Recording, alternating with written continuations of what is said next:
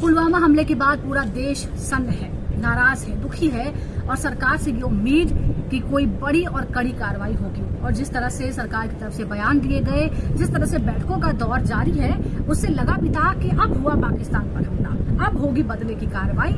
लेकिन इन बैठकों के बीच अचानक एक बड़े फैसले की खबर आती है। ये वो फैसला जिसकी मांग तो लंबे अरसे से हो रही थी, लेकिन सरकार ने हमेशा इसका विरोध किया और ये मांग विपक्ष की तरफ से, इंडिया गठबंधन की तरफ से उठाई जा रही थी। कुछ सहयोगी भी हैं जेडीयू जैसे, जो इस तरह की मांग वो करते रहे और ये थी जातिगत जनगणना यानी कास्ट सेंसस की मांग। अभी तक बीजेपी ने लगातार इसका विरोध किया, लेकिन अब सरकार ने ये कहा है कि सरकार इसके लिए तैयार है और जल्दी ही जातिगत जनगणना कराई जाएगी। और अब इसीलिए सवाल उठे हैं कि भाई जिसकी मांग इतने लंबे अरसे से हो रही थी, अब इस वक्त इस फैसले की क्या जरूरत थी?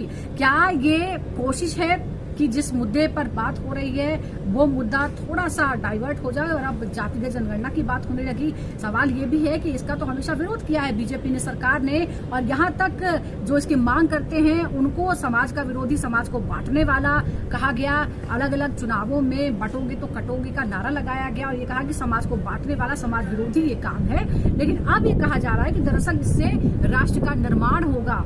इसने लगातार ये नारा दिया कि जिसकी जितनी संख्या भारी उसकी उतनी हिस्सेदारी, इस हिसाब से जातिगत जनगणना हो और पता चल जाए कि कौन समाज में कितनी संख्या रखता है। उसके बाद उसी हिसाब से रिजर्वेशन को फिर से एक बार उस पर पुनर्विचार होना चाहिए। लेकिन बीजेपी ने हमेशा इसका विरोध किया। लेकिन अब अचानक ये फैसला ले लिया गया है, तो जाहिर तौर पर सवाल ये उठ रहे हैं कि ऐसा क्यों किया गया है?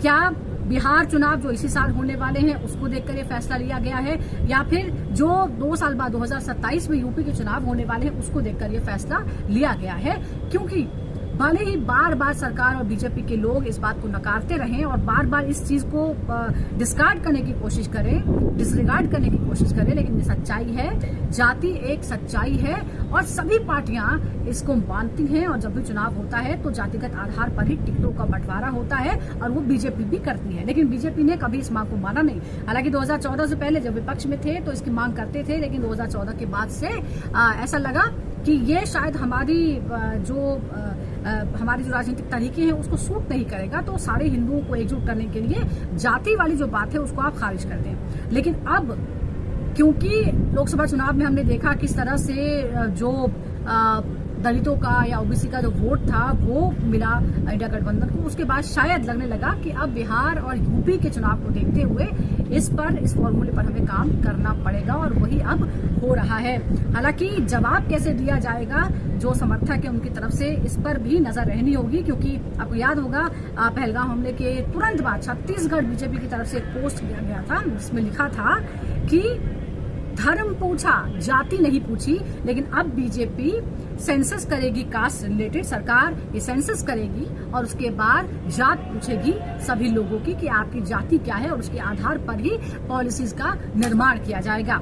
तो सवाल तो उठेंगे ही और इसका बचाव भी करना होगा कि इसका बचाव किस तरह से किया जाएगा, कि क्यों पहले पसंद नहीं था और अब पसंद आने लगा है, किस तरह से डिफेंड से किया जाएगा, इस पर भी सबकी निगाहें रहेंगी। इधर इस फैसले को लेकर विपक्ष अपनी जीत का जश्न मना रहा है। राहुल गांधी जो है वो ट्रेंड कर रहे हैं, उनको लोग धन्यवाद कर रहे हैं क्योंकि राहुल गांधी ने इस मुद्दे को सड़क से लेकर संसद तक उठाया था। लेकिन दूसरी तरफ ये भी जो है ये कहा जा रहा है कि मास्टर स्ट्रोक है ये, क्योंकि केंद्र सरकार ने, मोदी सरकार ने पूरी तरह से विपक्ष का जो मुद्दा था वो उसके हाथ से छीन लिया है और अब एक बड़ा मुद्दा जातिगत जनगणना का जो है वो खत्म हो गया है।